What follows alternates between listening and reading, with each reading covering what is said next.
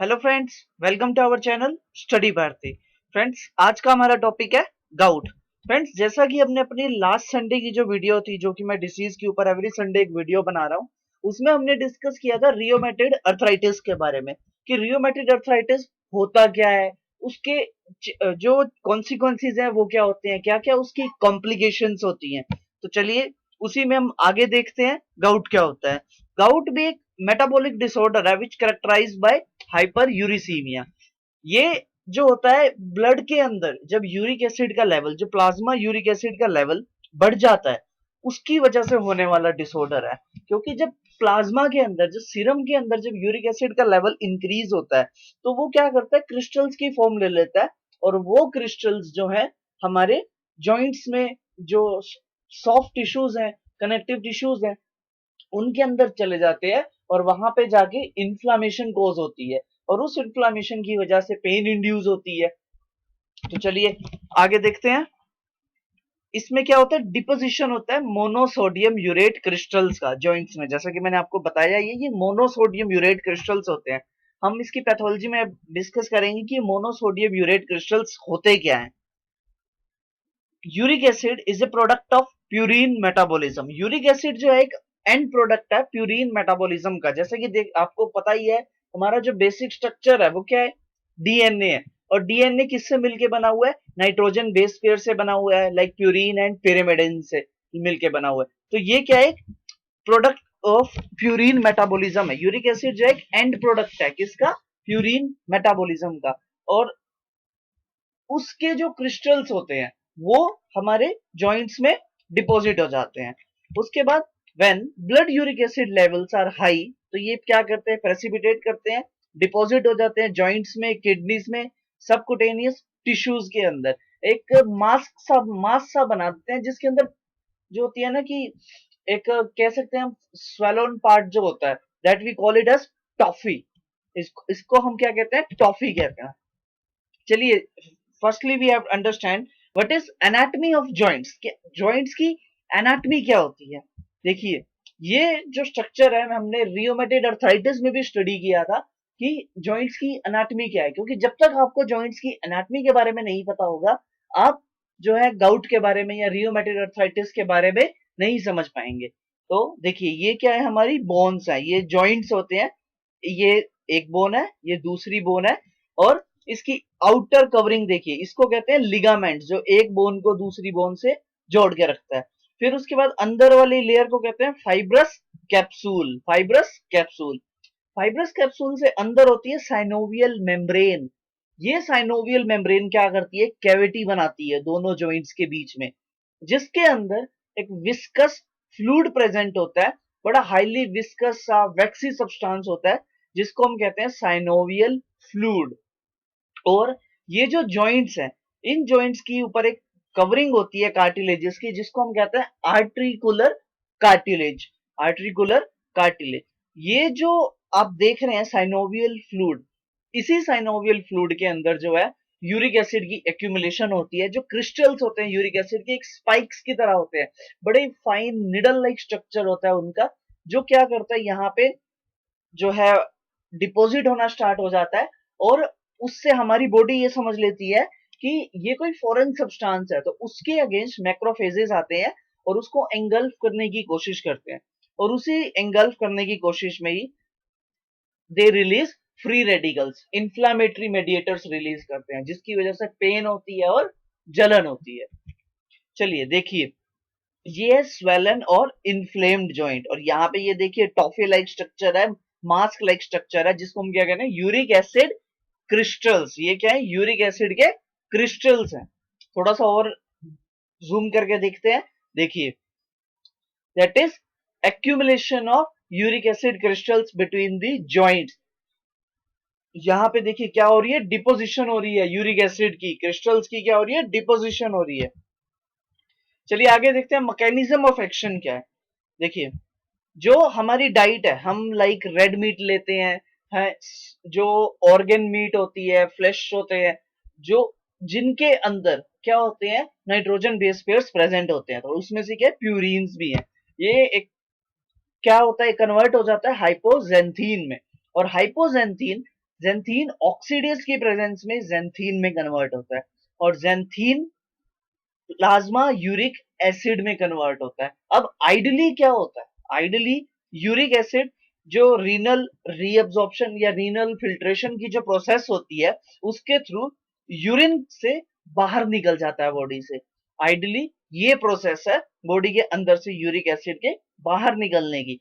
लेकिन कुछ कंडीशंस में ये जो यूरिक एसिड है इसका लेवल इतना ज्यादा बढ़ जाता है कि वो हमारे जॉइंट्स के अंदर क्या हो जाता है, डिपॉजिट हो जाता है और क्या कॉज करता है, गाउट कॉज करता है। और इसकी जो यहां से होने वाली एक्सक्रीशन है, कई बार वो एक्सक्रीशन भी जो है ना स्टॉप हो जाती है। उसकी जो रीअब्जॉर्प्शन है, वो जो प्रोसेस है, हम जानते हैं नेफ्रॉन्स के जो स्ट्रक्चर्स हैं, as we know that there is a reabsorption process occur in the nephrons.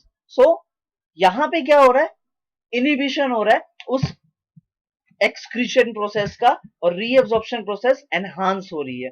उसकी वजह से भी यूरिक एसिड का लेवल प्लाज्मा में इंक्रीज हो जाता है और वो जॉइंट्स या फिर सॉफ्ट टिश्यूज में एक्यूमुलेट होना स्टार्ट हो जाता है। जो इनिशियल एक्यूमुलेशन जो होती है वो स्मॉलर जॉइंट्स में होती है, टार्सल्स, मेटाटार्सल्स, फेलेंजिस में, ठीक है। अब देखते हैं पैथोलॉजी ऑफ गाउट की। देखिए अभी आपने देखा यूरिक एसिड का लेवल ब्लड में इंक्रीज हो चुका है। आफ्टर दैट ये क्या करते हैं, रिएक्ट करते हैं सोडियम के साथ and they form sodium crystals और वो क्या होते हैं, डिपॉजिट हो जाते हैं इन सॉफ्ट टिश्यूज एंड जॉइंट्स में। देन जो ये डिपोजिशन हुई है उसकी वजह से हमारी बॉडी जो है समझती है कि दे आर फॉरेन पार्टिकल, तो वहां पे इनफिल्ट्रेशन होती है ग्रेन्युलोसाइट्स की, दैट फेगोसाइटाइज द यूरेट क्रिस्टल। तो वो उन यूरेट क्रिस्टल्स को फेगोसाइटाइज करने की कोशिश करती है। देन उसकी वजह से क्या होता है, there is a generate free radical that damage the tissue, tissue. और इसकी वजह से proteolytic enzymes and inflammatory mediators release होते हैं। और वो मेडिएटर्स कौन कौन से होते हैं, लाइक साइटोकाइंस में such as interferon, TNF alpha, lysosomal enzyme and lactic acid भी इंड्यूस होता है, रिलीज होता है वहां से, that will be responsible for inducing pain in the joints, जिसकी वजह से डिस्ट्रक्शन होती है जो लाइसोसोमल एंजाइम है, that will cause the destruction of the joints and inflammation of the joints occurs due to release of cytokines in those joints. Cytokines का क्या हो रहा है, रिलीज होता है, उसकी वजह से क्या हो रही है, इन्फ्लेमेशन हो रही है जॉइंट्स की। फ्रेंड्स ये जो है बड़ी सिंपल सी प्रोसेस है, पैथोलॉजी है गाउट की, बहुत ही सिंपल है। उसके बाद हम देखते हैं यूरिक एसिड के लेवल, कि प्लाज्मा यूरिक एसिड के लेवल जो नॉर्मल रेंज है वो क्या होनी चाहिए। देखिए अगर लेस देन 5 mg पर डीएल यूरिक एसिड है, प्लाज्मा यूरिक एसिड की बात कर रहा हूं, तो वो सेफ है। 5 to 6 mg पर डीएल है, गुड है। बट 6 to 7 है means there is a sign of warning, and if it is more than 7 mg per dl means danger, hyper uricaemia condition. और ये जो होती है कोमॉर्बिड कंडीशन है, जब हाइपर यूरिसीमिया जो होती है इंक्रीज होती है विद दी डायबिटिक पेशेंट्स के अंदर, हाइपरटेंसिव पेशेंट्स में, क्योंकि मैं पहले ही बता चुका हूं it is a metabolic disorder.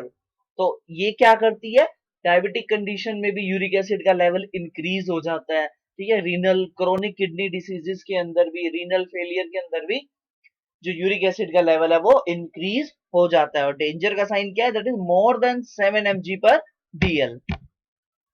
चलिए आगे देखते हैं इन्वेस्टिगेशन, हम कैसे इन्वेस्टिगेट कर सकते हैं। ब्लड काउंट में हम सबसे पहले सीरम यूरिक एसिड देख सकते हैं, ईएसआर रेट देख सकते हैं, जॉइंट फ्लूइड का टेस्ट कर सकते हैं, जो साइनोवियल फ्लूइड वहां पे प्रेजेंट है उसकी टेस्टिंग हो सकती है, एक्सरे डिटेक्शन, साइनोवियल बायोप्सी कर सकते हैं, साइनोवियल जो फ्लूइड है वहां टिश्यूज की बायोप्सी कर सकते हैं। नेक्स्ट कॉम्प्लिकेशन क्या क्या है गाउट्स की, सीवियर डीजनरेटिव अर्थराइटिस कॉज करता है, secondary infection, uric acid nephropathy हो जाती है, जैसे पता ही है आपको कि इन्फ्लामेशन कहाँ कॉज करता है, हमारी किडनी के अंदर भी, नेफ्रॉन्स में भी। Increase the susceptibility to infection, अगर यूरिक एसिड का लेवल बहुत ज्यादा इंक्रीज हो गया तो वो ससेप्टेबल है इन्फेक्शन को। Fracture in joints with tophaceous gout, तो चांसेस ऑफ फ्रैक्चर जो है, रिस्क ऑफ फ्रैक्चर जो है, वो भी क्या हो जाता है, इंक्रीज हो जाता है। Then treatment of gout.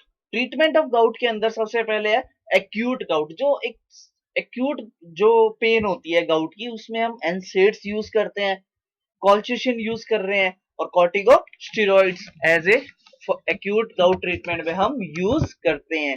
आपको मालूम ही है एनसेड्स के ऊपर मैं एक अलग से वीडियो बना चुका हूँ। Then colchicine and corticosteroids. Corticosteroids हमने रियोमेटेड आर्थराइटिस में भी डिस्कस किए थे। आगे फॉर क्रोनिक गाउट के लिए क्या क्या ट्रीटमेंट है, इसके लिए यूरिकोस्यूरिक एसिड्स, यूरिकोस्यूरिक्स होते हैं लाइक प्रोबेनसिड या सल्फिन पायराजोन, और सिंथेसिस इनहिबिटर्स होते हैं लाइक एलोप्यूरिनोल, जो ज़ैंथीन से यूरिक एसिड बनता है, उसी को इनहिबिट कर देने की प्रोसेस है। चलिए सबसे पहले देखते हैं कॉल्चिशिन।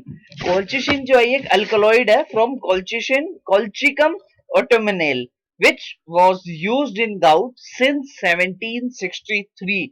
1763 से ये जो है अल्कलॉइड हम गाउट के ट्रीटमेंट के लिए यूज कर रहे हैं।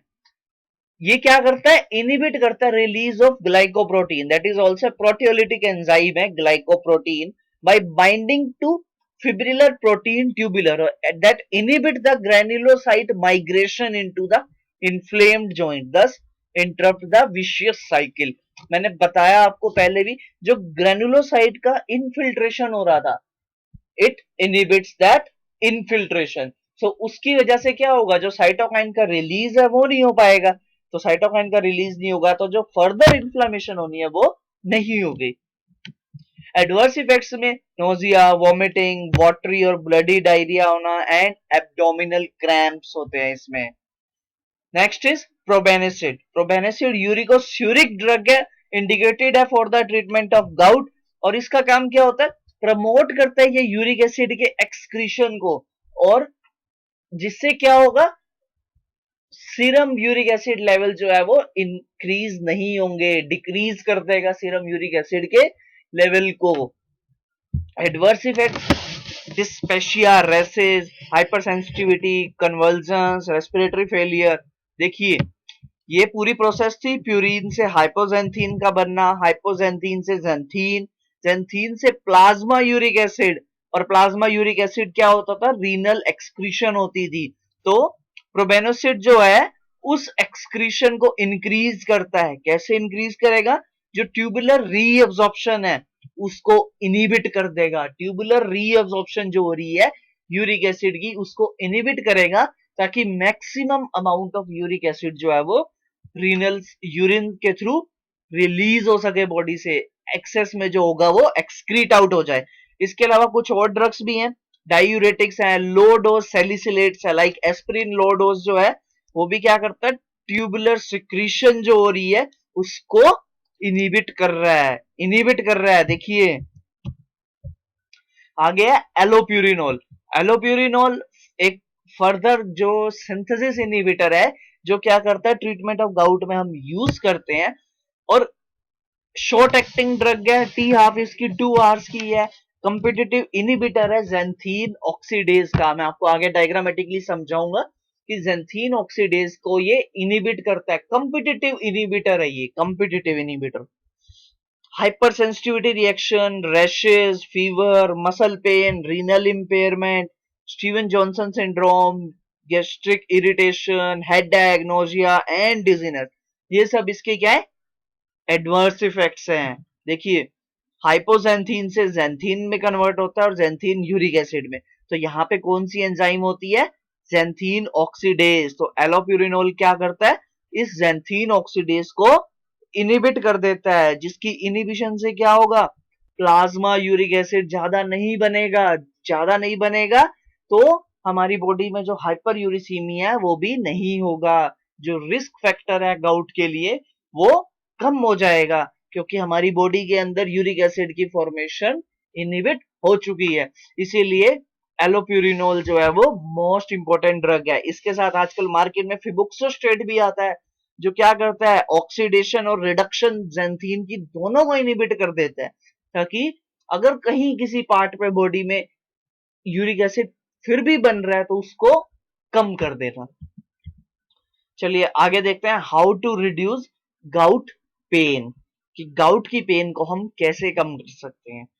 प्रॉपर मेडिकेशन लेके, चाहे फॉर क्रोनिक और एक्यूट दोनों के लिए, चाहे वो एनसेड्स हो कोल्चिसिन हो, दोनों से ही। एंड बैलेंस डाइट लेने से हमें जो है रेड मीट और जो दूसरी फ्लैश है या चिकन है इन सबको अवॉइड करना चाहिए। उसके बाद हीट एंड कोल्ड थेरेपी लेनी चाहिए, मसाज, प्रॉपर एक्सरसाइज, मेडिटेशन करनी चाहिए, music therapy for reducing the pain, and last hydrated रहना चाहिए, क्योंकि जितना हम हाइड्रेटेड रहेंगे उतना ज्यादा क्या होगा, यूरिन फॉर्मेशन होगी, उतने जो ज्यादा चांसेस हैं यूरिक एसिड के बॉडी से रिलीज होने के वो इंक्रीज हो जाएंगे। और maximum amount of uric acid plasma से यूरिन के थ्रू निकल जाएगा, लाइक किडनी में से जो फिल्ट्रेशन प्रोसेस है उसके थ्रू निकल जाएगा। लेकिन इसके कुछ ड्रॉबैक्स भी होते हैं, क्योंकि ज्यादा हम हाइड्रेशन की कोशिश करते हैं तो उसमें यूरिन के अंदर और इलेक्ट्रोलाइट्स का भी लॉस होता है। तो ये भी बिना डॉक्टर की एडवाइस के हमें नहीं प्रोसेस फॉलो करनी चाहिए। So friends, it's all about today's topic. If you have any query for today's topic please comment कीजिए, मेरे चैनल को सब्सक्राइब कीजिए, लाइक कीजिए, शेयर कीजिए। Thank you so much friends, bye bye.